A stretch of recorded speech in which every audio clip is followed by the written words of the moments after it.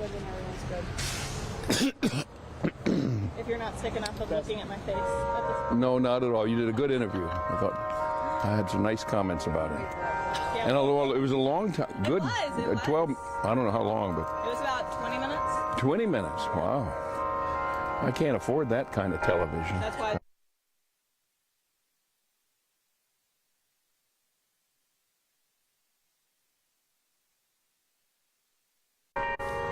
Was that the polls yesterday? At the what? At the polls yesterday? Oh, maybe that was where it was.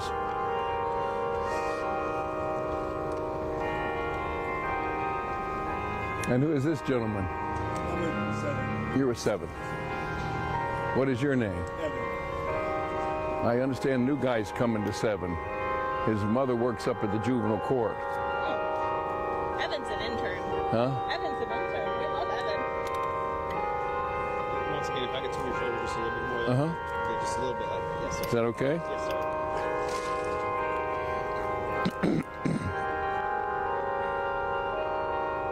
Oh, Scott sent you?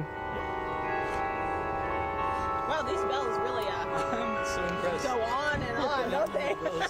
And that's all I have to say. Goodbye. Good day. Oh.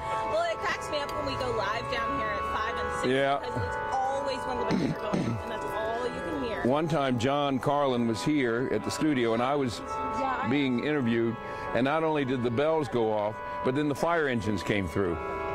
Sounds about right. John liked your note you left for him. Oh, he sent me a note. Yes, thank you. Good. I go back to the days of seeing Cactus Joe and Little Bitty Pete when I was a Cub Scout up there. All right, everybody Ready? All righty, sir. Like I said, you can look at me the whole time. Even if somebody else asks you a question, look at me. All right, good morning. I'm going to have... Somebody's got to do something about it. How long do they go on? For 15 minutes? I don't know. My... These are, at least they're pretty.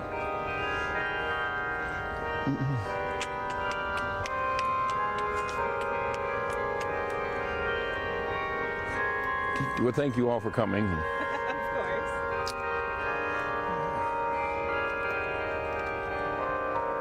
You just wanted to serenade us. That's fine. I could sing.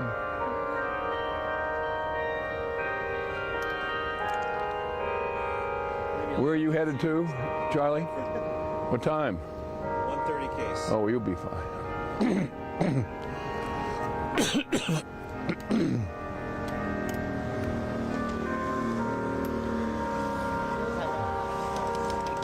Yes. I go to the... So anybody stay up late last night? Oh, no, just Late? 3 in the morning. It feels like we all just left and came. What time did you go to bed?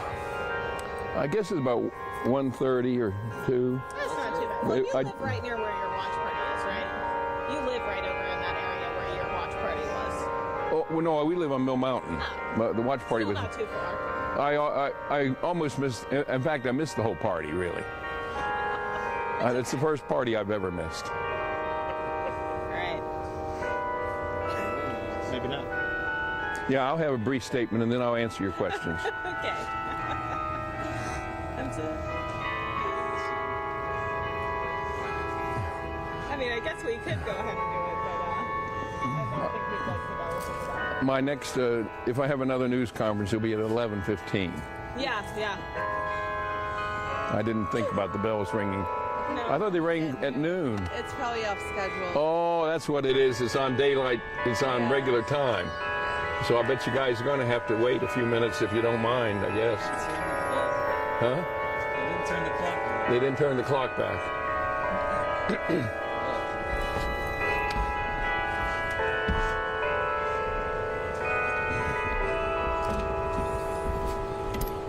Hey, are they No, going to fake us out again? I think they run to 15 after, don't they, Luke? What's that? Do they run to 15 after? It's like fun. There's no way. There's no way they go that long. Okay, I guess that's about it. Alrighty.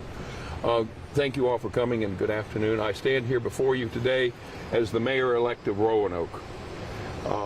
19 angels carried me across the threshold to victory yesterday. Today I want to address the consequences of the vote. Clearly, 62% of the people of Roanoke were interested in making sure that their number one issue of rezoning, the rezoning issue, 62% were interested in seeing that that issue is repealed. It's going to take 4 votes to repeal the rezoning issue. Now, during the campaign, every candidate for council, including Faison Nash, Terry McGuire, and Nick Hagan, those who were elected, every candidate for council indicated that if elected, they would vote to repeal the rezoning issue. But in order to have it repealed, as I promised in January of 2025, it's going to take 4 votes. It'll take a 4th vote.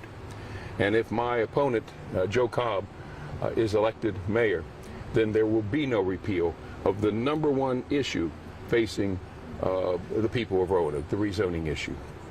So it's clear that had Stephanie been elected, or if my election, upon my election, that there are 4 votes to repeal the rezoning issue, and I wanted to bring that matter to everybody's attention. There's other issues, of course, that we've talked about. Public safety. People are concerned about being in downtown Roanoke. I heard that last evening from the owner of the Sidewinders, a bar. People are afraid to come down, and that's another issue that this current council has not dealt with. And then there's the 40% rule involving the city schools and the city and the schools funding formula, issue after issue. And I submit to the people of Roanoke that 62% would not want to see Joe Cobb elected mayor. Now, I want to say one other thing, though. I was going to say this last night and talk about what I've learned over the years as the Elizabethan rule. Now, you all know about the Elizabethan rule in British history with Queen Elizabeth. But we have in Roanoke the Elizabethan rule that I learned as a young member of City Council 40 years ago. And the Elizabethan rule was named for Elizabeth Bowles. For 20 years, she was the only woman on Roanoke City Council. And she was a tall, stately woman, smart and very charming, but she had an iron will. And it just so happened one day back in the 1980s, we had a city council meeting that I attended as a member, right after, the day after an election, the day after the election. And it turned out some folks had won and some folks had lost. And we were in the back room of City Hall there on the 4th floor. And there was a lot of back and forth controversy. There was a lot of negative comments being thrown around from one member to the other. And Elizabeth Bowles came in. She had a cup of coffee in her hand. I'll never forget, she set the coffee down on the coffee stand, and she came over to the big table in the back room of the City Council chambers, and she took her hand and she slammed it down on the table. And she said, "Boys," after all, she was the only woman on council at the time, she said, "Boys, the election is over. It's time to govern." And I say to the people of Roanoke that the election is over, and the campaign is over, and it's time for us to unify. It's time for us to begin the process of governing. And what I intend to do over the next several weeks leading to the beginning of the term, my term in January, is to develop working relationships with all the members of the City Council, the current and the past, those who are there now and those who will be coming in, to develop working relationships with the administration, and to reach out and extend the hand of friendship so that we can try and unify our city. Those are the comments I wanted to make today. Mr. Bowers, now you said that you had the lead by 19 votes. I spoke with the registrar this morning. There are still over 1,200 provisional ballots that have yet to be counted, along with a number of mail-in ballots and absentee ballots. What are your concerns as those ballots begin to be counted? Because 19 is not a huge margin. 19 angels carried me across, is what I said. I'm advised by legal counsel that lawyers have been engaged or are in the process of being engaged from Roanoke and from Richmond, and I've been advised by legal counsel not to discuss any canvassing.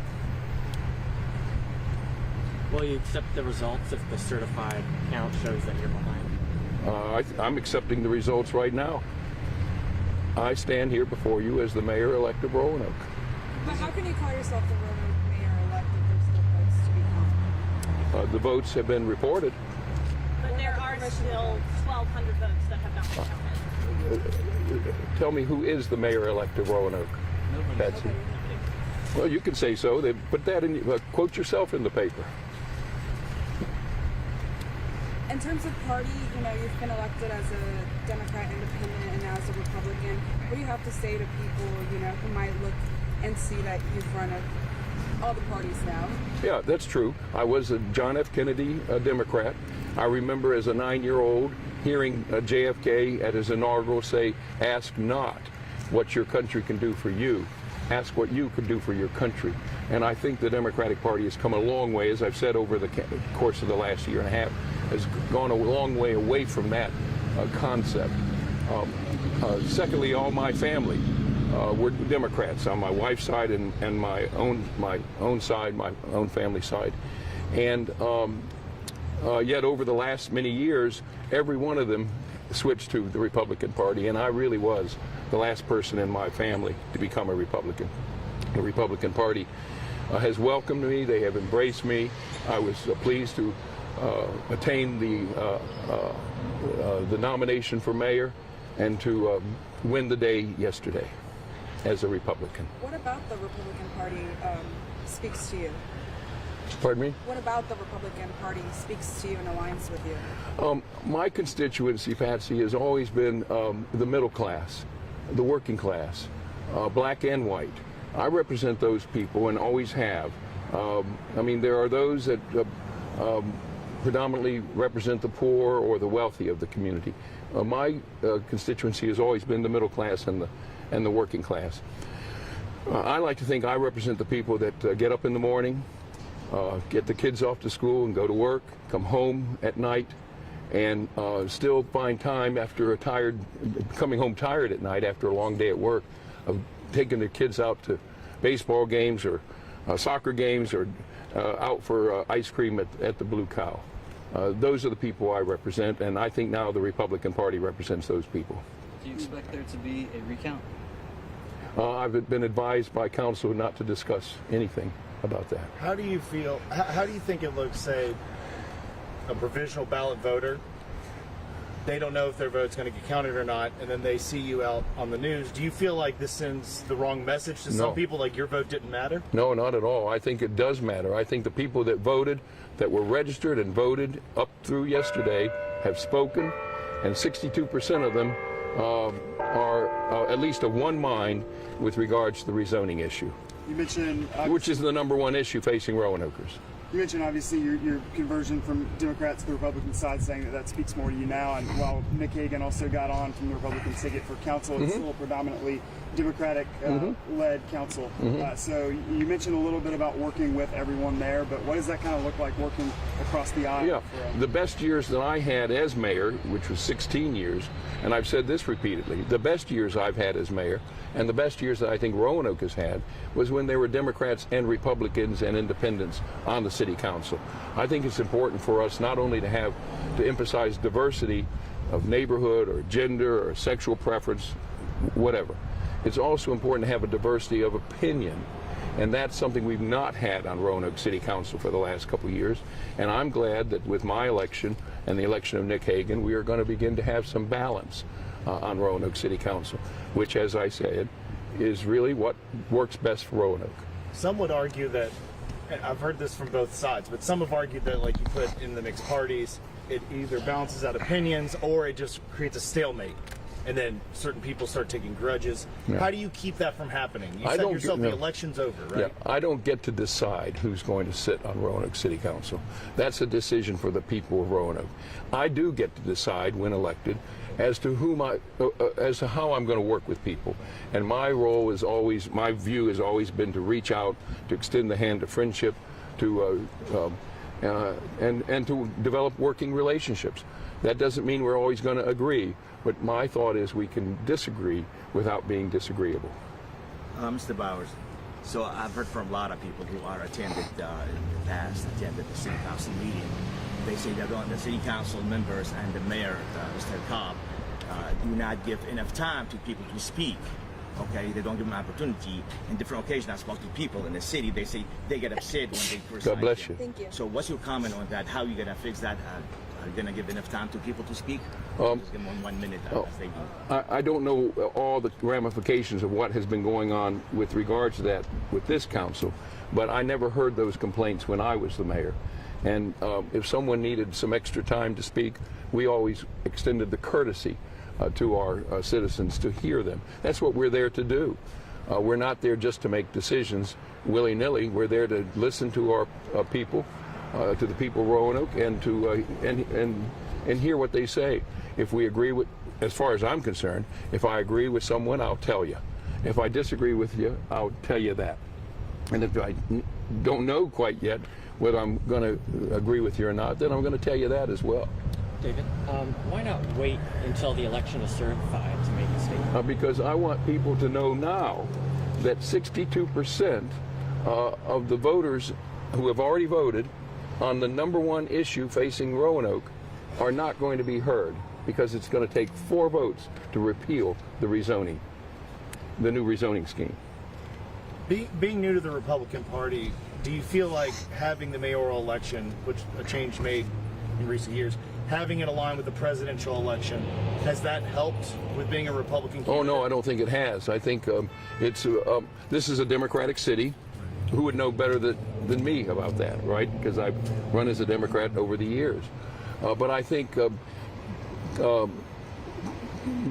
bringing the elections, the local elections, or to coincide with the presidential race really means that national issues, national politics, and national candidates influence the decision of what happens in our local races.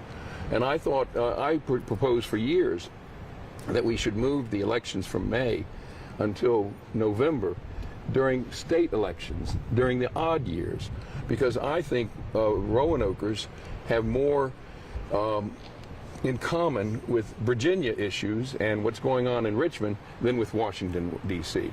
So I did not favor, and I do not favor the presidential elections coinciding with local city elections. So if you were able to make such a change, wouldn't that mean you would be running for mayor again next year? Well, you know, I guess as of yesterday, I proved I already have 9 lives. The 62%, are you just summing up your percentage with Stephanie Moon Reynolds' percentage? That's where I get the 62%. Maybe 63, but 60. Are you worried that the provisional ballots won't go your way? I can't discuss those issues, Henry. I've been advised by legal counsel not to discuss those issues. Pardon me? Who's your legal counsel? They're being engaged right now, according to what I understand. What for? Pardon me? Why? What are they engaged? Well, because I guess there's going to be a canvass. If the results hold, what do you think about the perspective of working with? Say again? If the results hold, what do you think about the perspective of working with Joe Cobb? I will, as I indicated, I don't get to decide who's going to sit on that council. I do get to decide how I'm going to work with them. And I've had to work with people who have defeated me or I've defeated before, and that's what I do. I mean, I want to go back, Luke, to the Elizabethan rule. The election is over. It's time to govern. That's the lesson I learned 40 years ago, and that's what I would encourage for I'd say to the people of Roanoke that it's time to govern. You keep saying that the election is over, but until the results are certified, is it actually over? I stand here today, do I not, as the mayor-elect of Roanoke. And if the provisional ballots go to the other side and indeed favor Cobb, what happens then? Those things I can't discuss because I've been advised by legal counsel not to discuss anything that might be occurring in that realm. One last message for Roanoke City residents who are watching this and are maybe wondering what's really happened and who's... Yeah, I would say if you believe, I don't mean to point to finger you, but if the people of Roanoke, if I heard the people of Roanoke right, and I did again yesterday when I was around at about 10 polls, the number one issue facing Roanokers is this new rezoning scheme, which is the worst decision by Roanoke City Council in 50 years. The people want that scrapped, this new scheme scrapped, and they want to go back to the rule of law that we had for 50 years.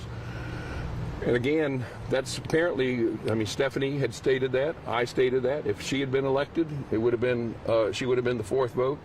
If I'm elected, then it's going to be, I'm the fourth vote.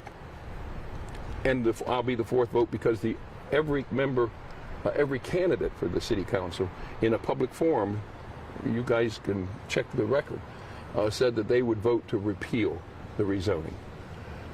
If Joe Cobb is elected, he will not vote to repeal it. He said so. Mr. Bowers, what about the 40% that a lot of educational people, teachers, school upset about that? That's the 40%. Sure, they've been upset about a lot of things. They're upset about public safety, as I indicated. That 40%. I'm going to come to that in a minute, but well, I'll address that first. As to the 40%, people have said to me that they like the 40% formula. It was put in place by Dave Trinkle, the vice mayor, about 10 years ago. It did a couple of things. First of all, it sent a message that the education of our children is a priority, probably second only to public safety. Secondly, it gave the school board and the school administration some predictable estimate of what their funding sources, what their funding would be every year. And thirdly, it meant that you don't have this constant bickering between the city council and the school board during budget study every spring. So the 40% rule was a good rule, and again, this council scrapped it. I want to say again, though, as to public safety, I'm astounded. I really am, having been living in this city for so long. The number of times I heard over the last 6 months during the campaign of the fear of the people of Roanoke who are afraid to come downtown. As I said, I've just heard that again in the last couple of weeks. To go out and in their backyard up to the alley at night, to walk their dog around the block, or to go down on the greenways.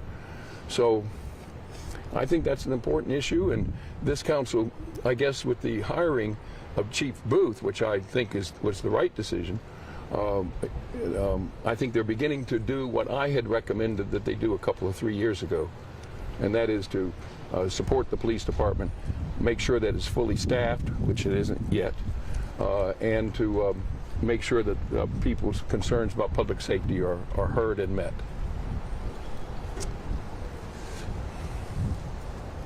Where's the chimes? You through? Thank you, everybody. Thank you very much. Thank you. Who wants to retrieve these? I'll take mine. Thank you, sir. That's not mine.